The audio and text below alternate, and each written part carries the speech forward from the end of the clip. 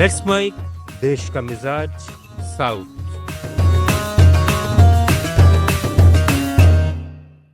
केरल में 2050 तक राज्य की लगभग 80% आबादी शहरों में रहने वाली होगी। केरल अर्बन पॉलिसी कमीशन की रिपोर्ट कहती है कि यहाँ शहरों का विकास बाकी राज्यों से अलग है। ये एक घने शहर के बजाय तट से पहाड़ तक लंबी लाइन में फैले हुए हैं। राज्य बाढ़, भूस्खलन और समुद्र कटाव जैसी जलवायु आपदाओं से बहुत ज़्यादा प्रभावित हैं, इसलिए योजना बनाना मुश्किल हो जाता है। रिपोर्ट में सिफारिश की गई है कि कोच्चि, तिरुवनंतपुरम, कोझिकोड, कोल्लम, त्रिशूर और कन्नूर जैसे 6 बड़े शहरों के आसपास सीधे चुनी हुई मेट्रोपॉलिटन प्लानिंग कमेटियां बनाई जाएं। साथ ही स्थानीय स्तर पर जोखिम को ध्यान में रखकर मास्टर प्लान तैयार किए जाएं ताकि शहर जलवायु के प्रति मजबूत बने। 2050 का लक्ष्य है अच्छी तरह से योजित, संरक्षित और हरा-भरा शहरों का नेटवर्क, जहां सबको बेहतर सड़कें, बुनियादी सुविधाएं, खुले स्थान और रोजगार के मौके मिलें।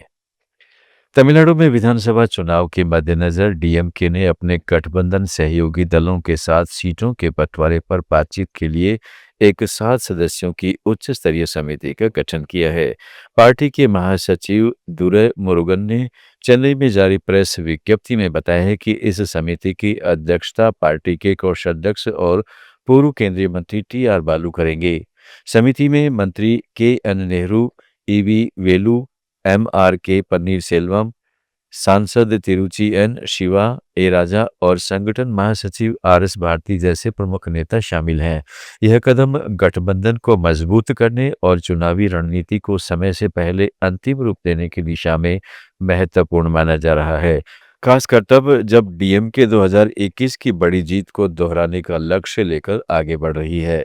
अब बातचीत जल्द शुरू होने की उम्मीद है, जिससे इंडिया गठबंधन के तहत सहयोगियों के बीच समन्वय और मजबूत होगा। कर्नाटक भाजपा प्रदेश अध्यक्ष बीवाई विजयेंद्र ने कांग्रेस सरकार पर भ्रष्टाचार के आरोप लगाए हैं। विजयेंद्र ने लोक निर्माण मंत्री सतीश जारकिहोली के हालिया बयान का हवाला देते हुए बेंगलुरु में मीडिया से कहा कि मंत्री की कमीशन कल्चर की स्वीकारोक्ति सरकार में गहरा भ्रष्टाचार उजागर करती है। उन्होंने कांग्रेस की पंच गारंटी को लांचा गारंटी करार दिया और पूर्व प्रधानमंत्री राजीव गांधी के 1985 के बयान का जिक्र किया, जिसमें कहा गया था कि दिल्ली से भेजे गए हर रुपए में से सिर्फ 15 पैसे लाभार्थी तक पहुंचते हैं। विजेंद्र ने प्रधानमंत्री नरेंद्र मोदी की न खाऊंगा न खाने दूंगा नीति से तुलना करते हुए पूछा कि जब लोक निर्माण मंत्री खुद कमीशन राज मानते हैं तो आम नागरिकों को क्या उम्मीद बन सकती है। उन्होंने सरकार की विश्वसनीयता पर सवाल उठाते हुए कहा है कि कल्याण का वादा करने वाली सरकार अगर कमीशन राज में डूबी है तो उसका कोई नैतिक अधिकार नहीं रह जाता। कर्नाटक सरकार के मंत्री प्रियंक खड़गे ने दिल्ली के एआई समिट में यूथ कांग्रेस के शर्टलेस प्रदर्शन को सही भावना के अनुरूप बताया है। उन्होंने बेंगलुरु में मीडिया से बातचीत में कहा है कि अगर भारत सरकार या भाजपा इतनी शर्मिंदा है तो उन्हें तब शर्मिंदा होना चाहिए था जब एक विश्वविद्यालय और कुछ अन्य कंपनियों ने चीनी उत्पादों को अपने उत्पाद के रूप में प्रदर्शित किया था। IT and electronics themselves are promoting such thing, that time it does not harm the nation. That time the nation is not under disgrace. And more importantly, I was there at the summit. I have organized summits like this. I've never seen such chaotic summits where the center of attention is the Prime Minister and not the innovators and the builders, not the people who are creating jobs. There were more pictures of more.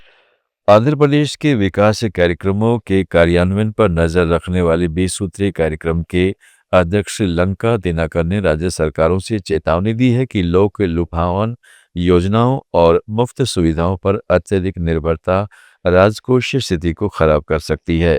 Tirupati में media सम्मेलन में उन्होंने भारत के मुख्य न्यायाधीश सूर्यकांत की हालिया टिप्पणियों का हवाला दिया, जिसमें अत्यधिक फ्रीबीज के आर्थिक प्रबंधन पर पड़ने वाले नकारात्मक प्रभाव पर चिंता जताई गई थी। दिनकर ने सभी राज्यों और राजनीतिक दलों से अपील की कि वे सतर्क कदम उठाएं, वित्तीय स्थिरता बनाए रखें और मिलकर भारत को विकसित भारत बनाने की दिशा में काम करें। जुड़े रहिएगा लेट्स माइक के साथ।